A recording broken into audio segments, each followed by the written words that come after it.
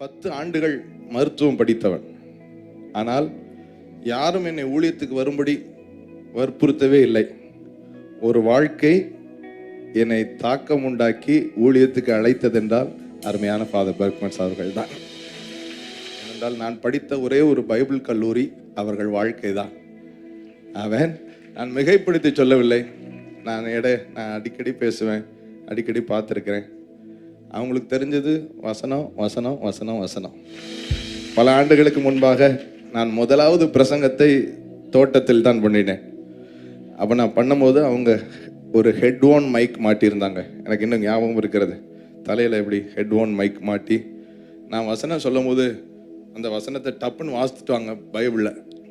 அதுக்கப்புறம் நான் திரும்ப அந்த வசனத்தை விளக்கி கொண்டு சில உதாரணங்களை சொல்லிக்கிட்டு இருந்தேன். பின்னாடி இருந்து என்ன சொல்ல வர சொல்லு அப்படின்ட்டாங்க. எனக்கு அந்த அனுபவம் இன்னும் மறக்கவே இல்லை.